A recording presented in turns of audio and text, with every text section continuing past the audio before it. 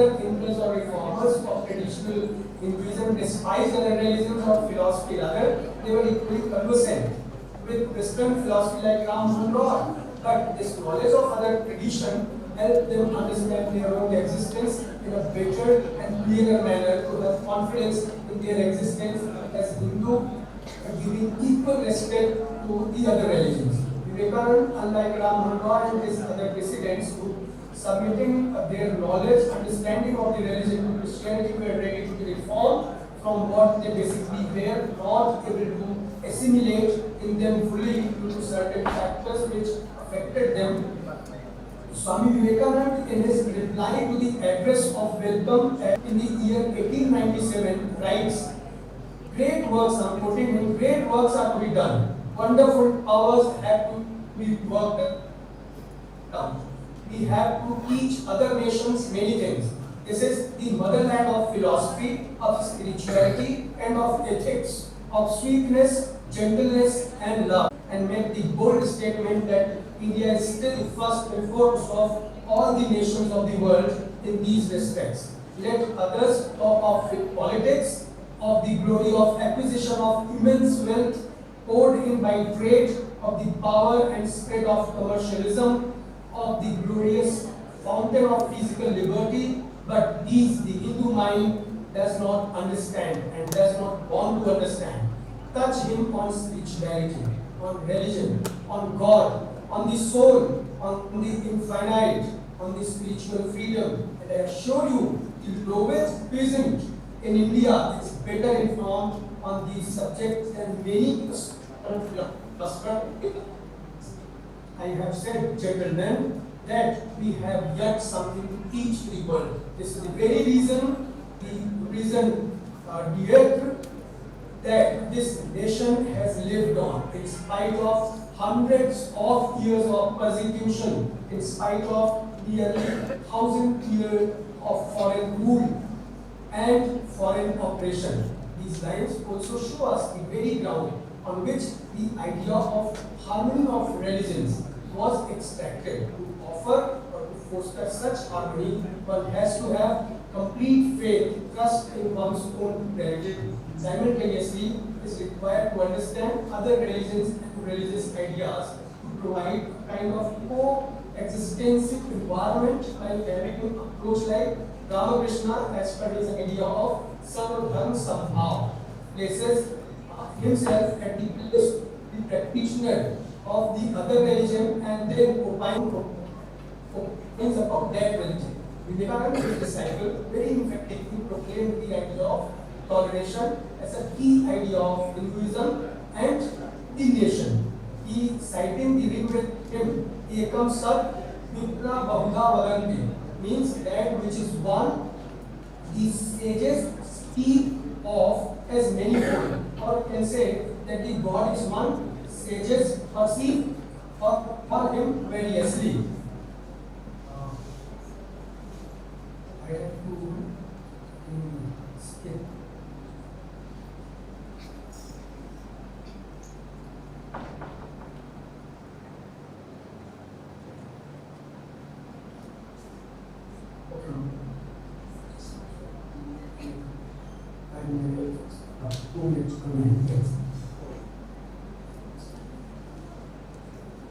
Okay, so just last 1 minute I'm going to use. These attempts also popularized this language in which scriptures were written, and basically we can assert here, or we can say, looking at what I presented before, so that in the conception of the India as a nation, Hinduism has played a seminal role. In the absence of aforementioned Hindu nationalists, the country would have lost its true spirit that distinguishes it from any other nation in the world. Thank you very much. I'm sorry for skipping the last part of the paper. Thank you very much. Thank you, sir. Thank you so much. It was a wonderful presentation. And India is a land of philosophy, and the philosophical values have to be taught to the world, and also to our own people. Thank you, sir. Thank you so much. And Questions? uh, No questions. Any plans? dear participants, do you have any questions to be asked, or do you have any clarifications to be made?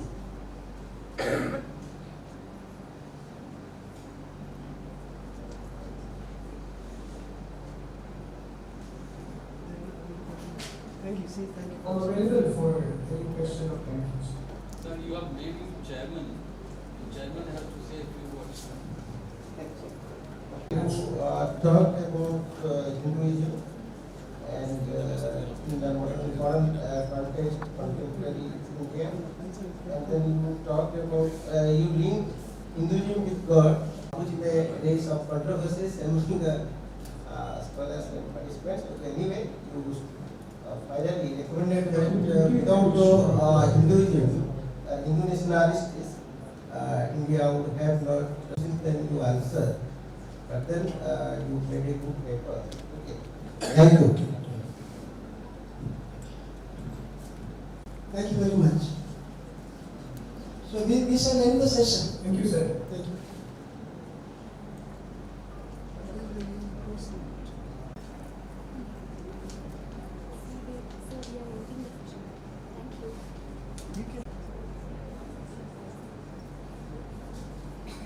Go to the next session. Dr. Bhaskar. I'll chat.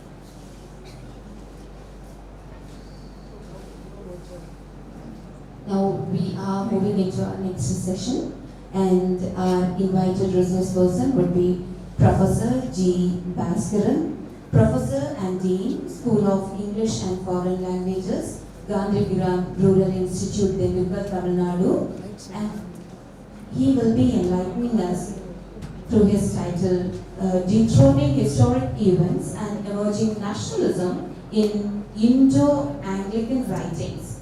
When talking about Professor G. Bhaskaran, remarkable thing of his profile is he has produced 63 doctorates and in 3 different subjects. That's one of the greatest things. And he has written 8 books and 11 chapters in different books.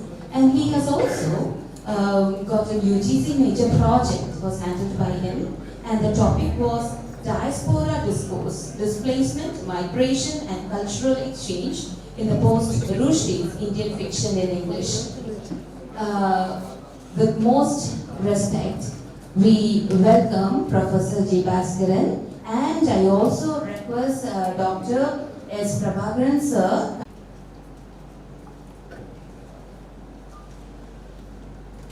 Respected resource person, Professor G. Bhaskaran, other learned colleagues from the Department of English of various universities, institutions, dear colleagues and my dear student friends. It is a privilege for me, I would consider, to chair the session of Professor G. Bhaskaran. In fact, Professor G. Bhaskaran is very much familiar to one and all who are assembled here. He is a member of our Board of Studies. He is a member of our research committee. He is a member of all the academic councils of our university. And we know each other for the last 3 decades. Professor G. Bhaskaran started his career at Discourse College. Then he moved to Gandhigram Institute. And his area of specialization is Indian English literature. And therefore, I think that he would be the right person to the early Indian English literature. Over to you, sir.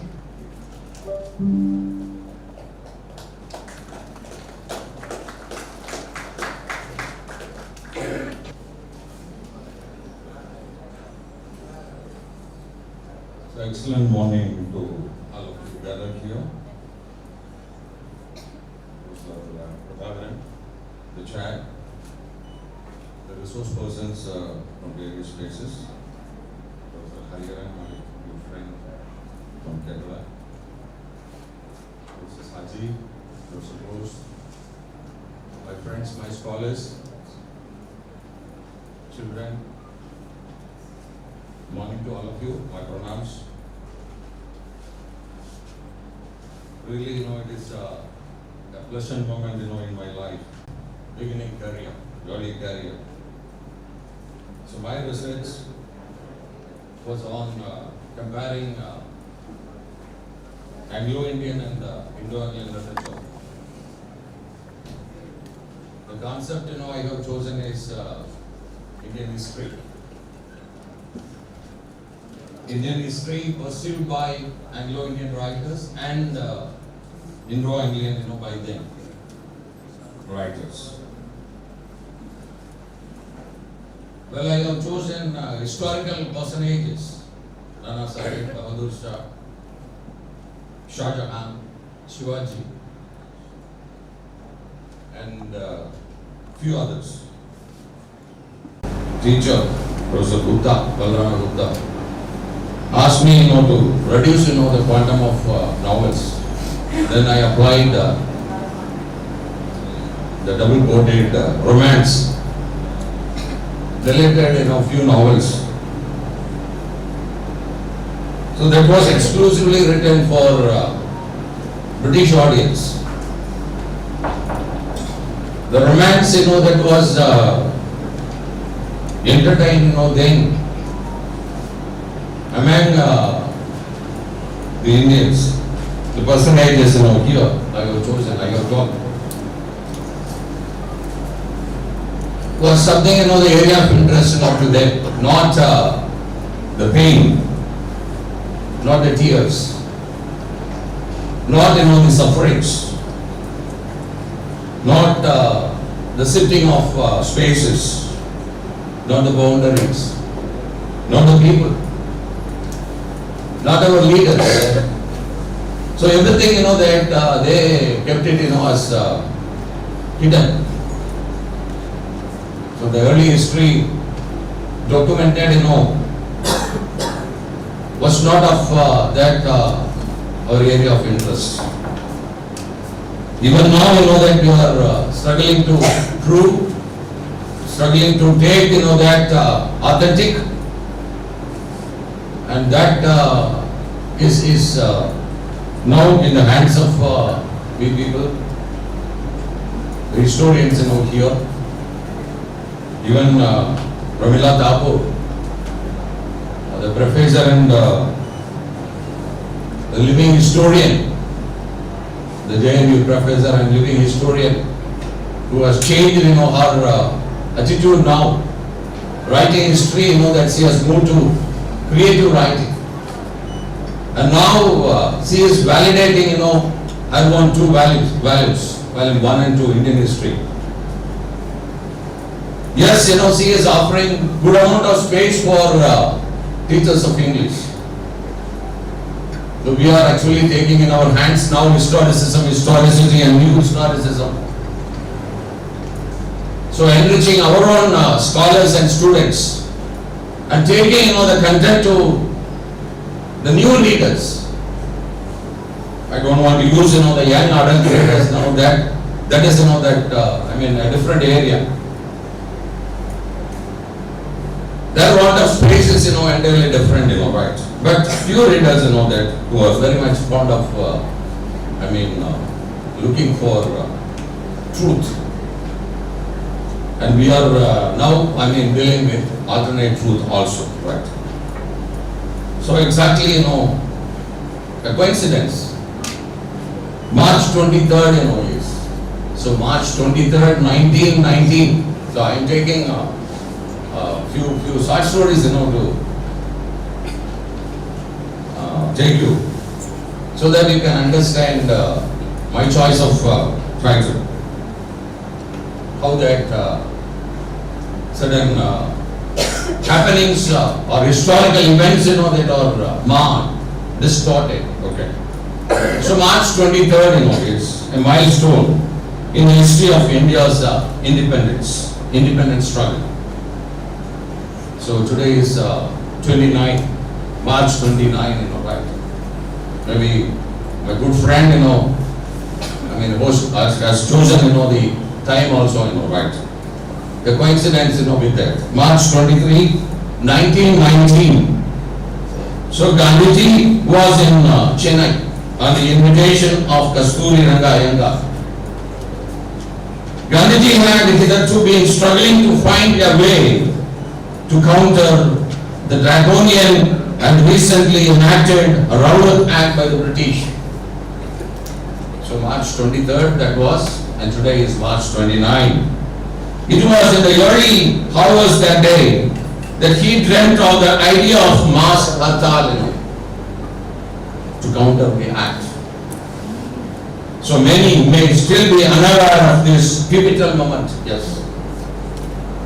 Because we don't have enough deliberations, or discourse on this particular incident. So this pivotal moment and this importance, in our history does spark Gandhiji describing in his autobiography, in the chapter, that wonderful spectacle. Right. So March 23, 1919. Many such moments of indomitable courage, insurrection and sacrifice which have left their imprint on the freedom struggle have never got their due. So 1857 rebellion also, the first war of independence. But the many spirited revolts against the British Empire in South India. So the space now we are occupying. South India prior to this, such as the Chennai revolt, the Polygar rebellion and the Vellore mutiny are scarcely mentioned. So what was their taste and what is our expectation today? We are not, misguided, but the incidents, that the Indians wholeheartedly, that taken part, right? Or simply, that, yes, hidden from our own views and vision.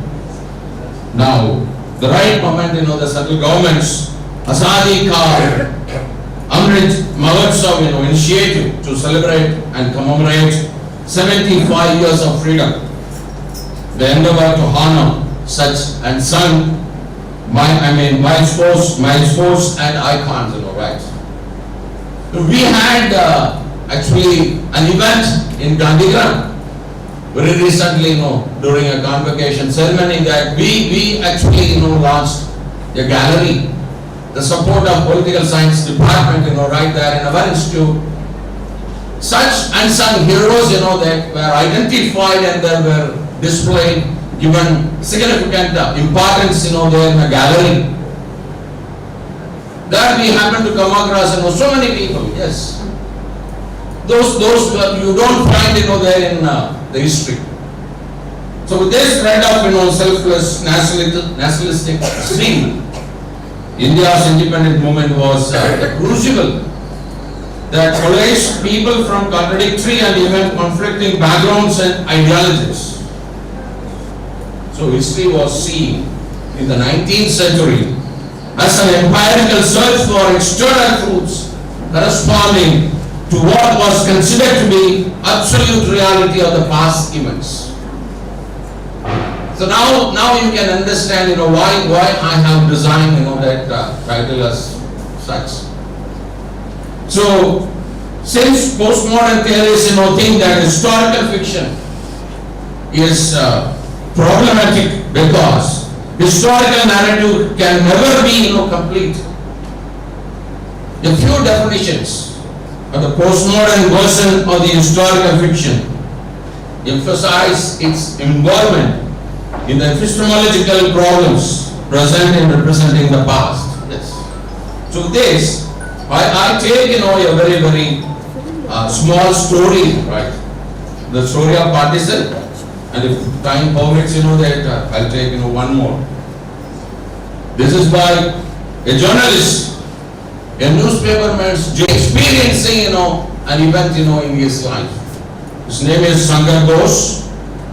The story's title, is the scent of a story.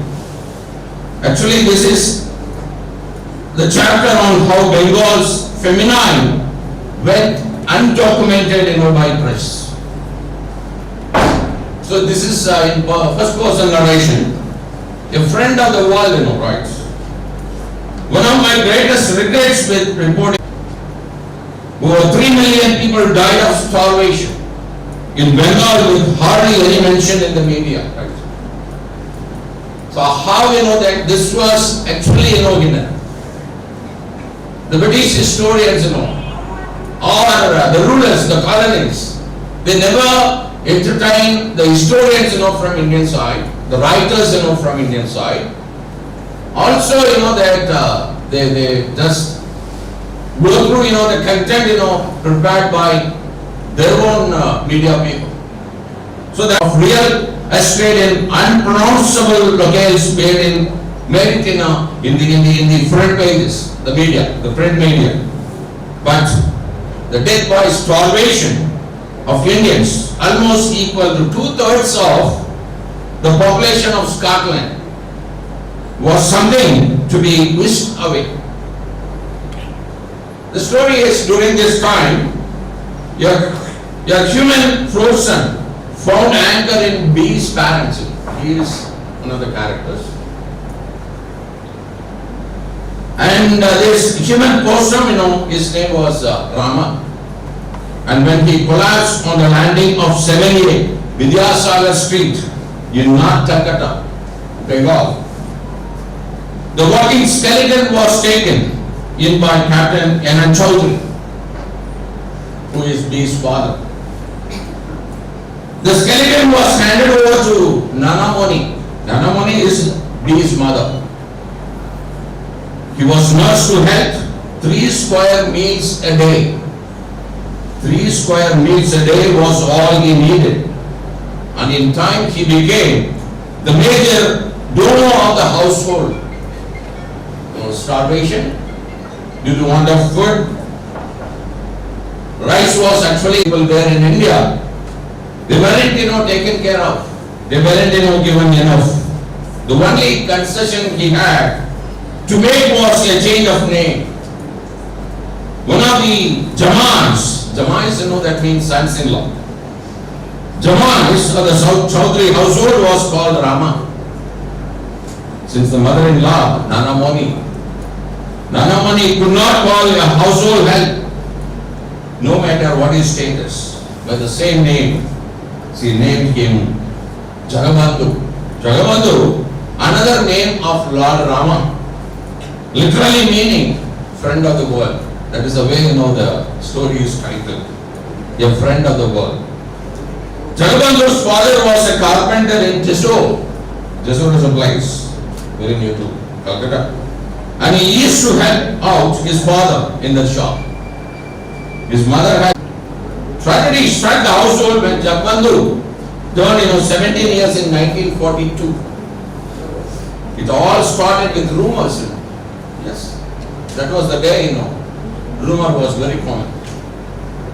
The rumor is about the food grains availability, and the shops would only bring in small quantities to sell each day.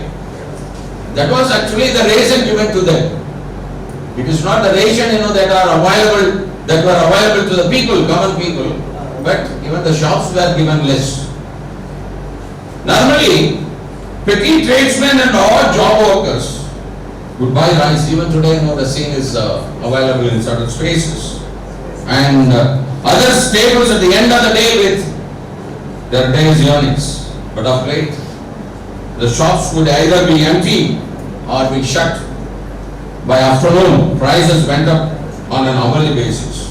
What is a rumor, right? The rumors, become stronger. There was shortage of food because the government, the rulers, the colonies, the government had brought up the whole crop and had sent it to feed soldiers in different lands.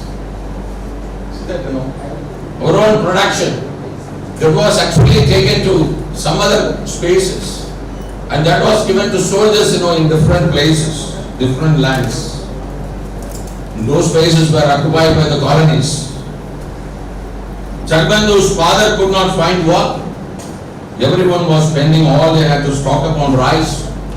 The family had no option. but to move out of Jessore. So that is, they have to go away. Search for something. Search for rice and search for survival that made them to move to Calcutta, the city, because they thought, like everyone was thinking, they thought that Calcutta would offer some space for survival. They can food they can get find food they ended in failure. Both the sisters died. Father died. The only person was alive is this Jagbandhu. And what happened to him? Again he collapsed in front of Chaudhry's place. So this was something with one family and 5 members. Now what actually so the journalist's perception right. So I too got, the journalist speaks, I too got a bit of the great calamity for reasons unfathomable. There were all kinds of restrictions on the transport of food grains. There was grain rooting in the Punjab, but traders couldn't send it to Bengal. B, the system. B, made at least 5 trips to her home in Calcutta from Lucknow in 1943 and 1944 with our children, and most of their luggage was filled with rice. So you can understand that people take rice without the knowledge of the rulers from one space to other space. But the lady was involving in it. B was involving in it. So the worry is, if caught by the railway or police authorities, should have been treated as a communal criminal. So the only journalist, I'm not including the vernacular press, I can think of, who tried to highlight news about the famine was Ian Stephens. So lucky that there are some people, British people also, who are doing human service. Recording the events. But what happened to that, right? That is this one. In a series of hard-hitting articles, especially those of 14 and 16 October 1943, he gave a graphic account of the feminine and delivered a stinging critique of inaction of the administration. See that? How bold enough, this gentleman Stephens is. Further, he had visiting cards made with his name on one side, and the most gruesome pictures of death on the streets by starvation in Calcutta on the other side. The visiting card, at one side, his name and address. At the back, what you can see is the people who died on the streets of Bengal, Calcutta, on the other side, and made sure that all senior officers in Delhi got at least one. It came to an end. As a final wrap-up, shop of the feminine. The commission was set up with the greatest care given by the selection of compliant committee members, and all the evidence presented to the commission was held in camera. As a further precaution, the evidence collected was ordered to be destroyed after the final report was filed. Sir Manilal Nanavati, you know that familiar name, one of the committee members, managed to save his copies, and these ended up in the National Archives of India. Very, very rare and one of the few records that are available. National Archives of India buried under the restricted tag, the Nanavati papers. The final report was signed in August 1945. A beautifully written document full of information and as expected, utterly misleading. Moreover, the war was over. Horrors of feminine had faded with time and with public attention focused on getting on with life. See, what has become significant? It is life. It is not that feminine, that matters. Feminine, that matters, I'm sorry. Feminine on matters, but life. All with Viceroy, Archibald, Wobbles, skills of procrastination and obfuscation. The famine became an invisible event in Indian and world history. At last, what we have in mind is famine. what humanity. So this is one event that is more than enough, to say that the British, that they have hidden, certain things. Things, that are actually, showing, the Indians, contribution to this sort of, eventual recording, very, very strong. So those are all, removed, right? Literature from our side, literature from the new historicist perspective, which believe that we don't have clear access to any, but the most basic facts of history. Our understanding of what such facts mean is strictly a matter of interpretation.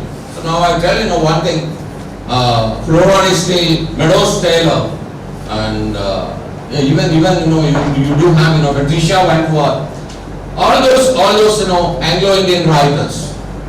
They portray their picture, of course, the heroes but their contribution to Indian mutiny or the struggle for independence, not that clear, not that vehement.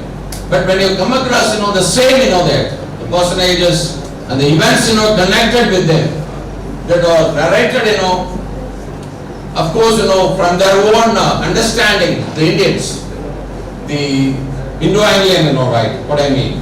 So for example, Manohar Malhonkar in Devil's Street, Nana Sahib, is portrayed. Nana Sahib, that comes to you as a heroic person who has made the first war of independence, very, very significant. So his point of view, right, Manohar Malhonkar's perception, that you can see is, that historically, that authentic, that we believe. I believed, when I did my research.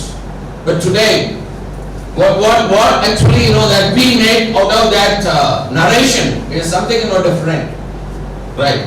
Because his own personal, within double quotes, that also comes alive, there, right? When you look, that narration, maybe that the alternate history, right? We don't have, any proof.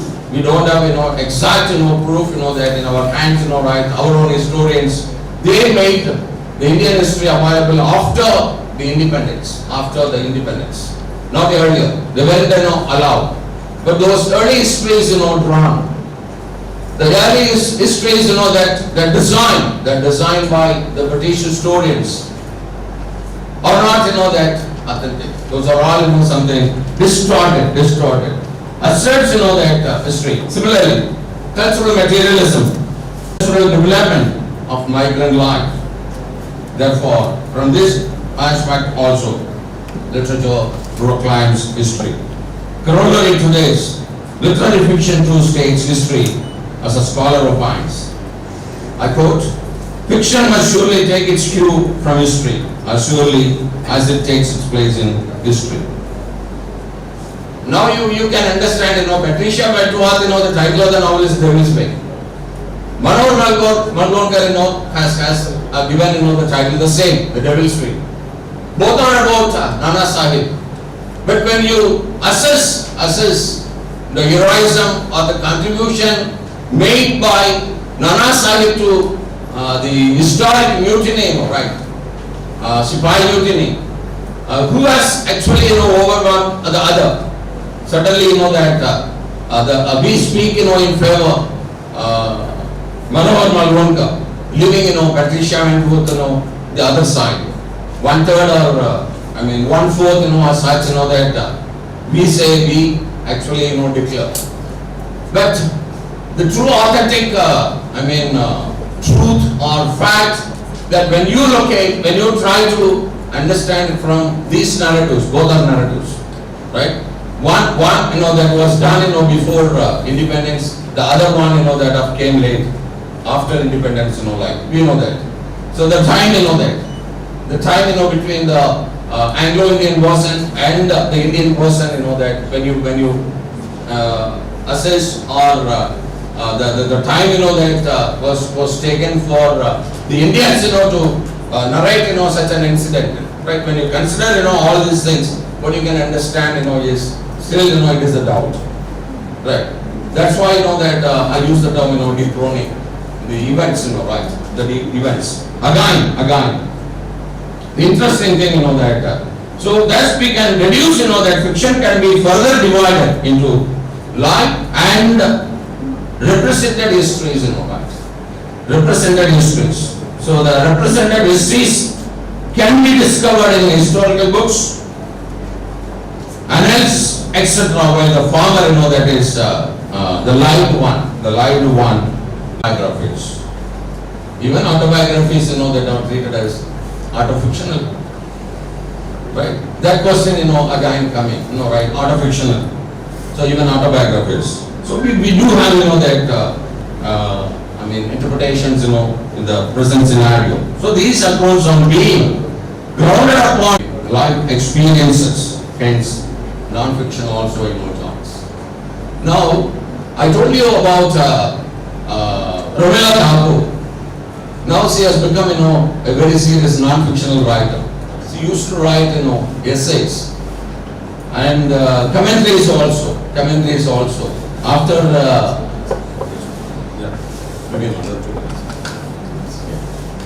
so Pramila Thakur,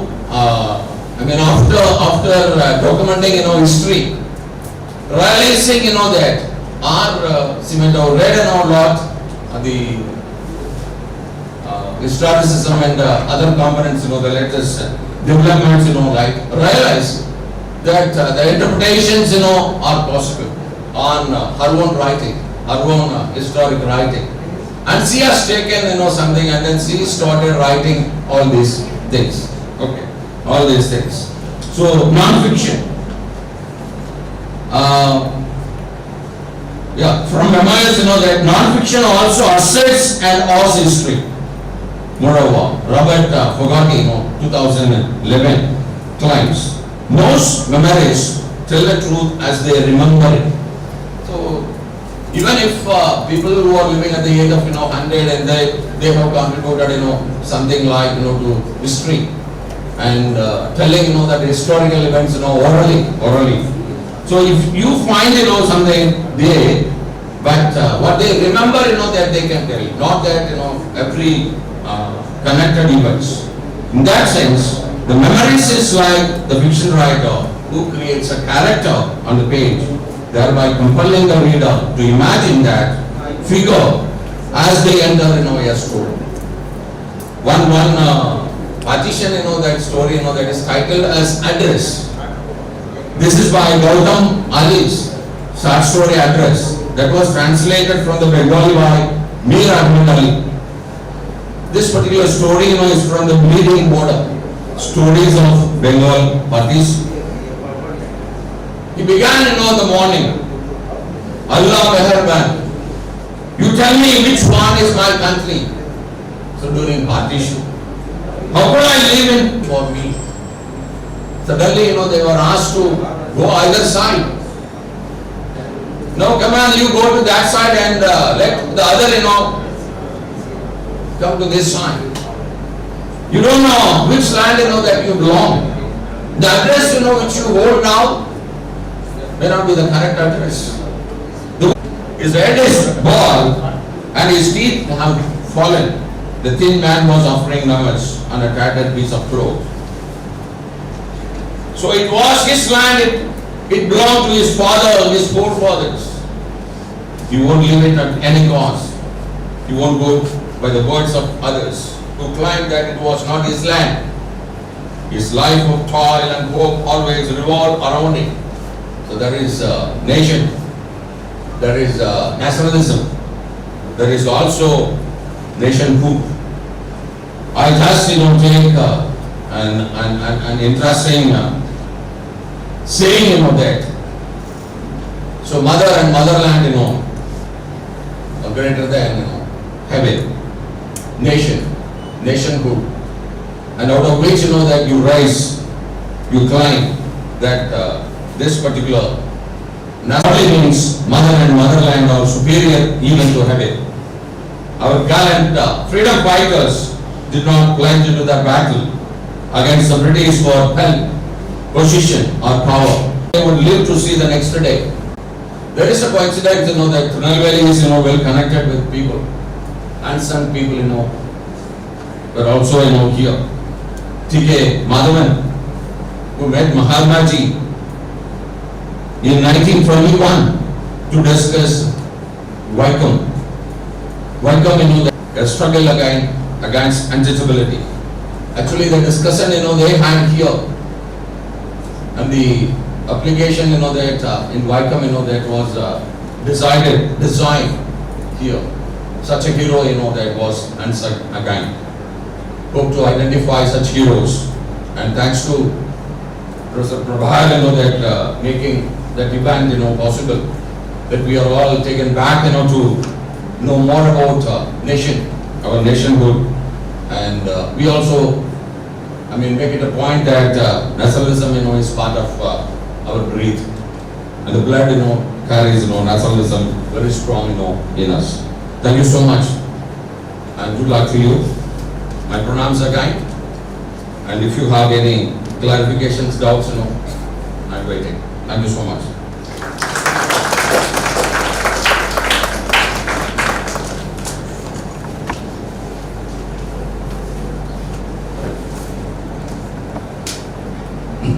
So we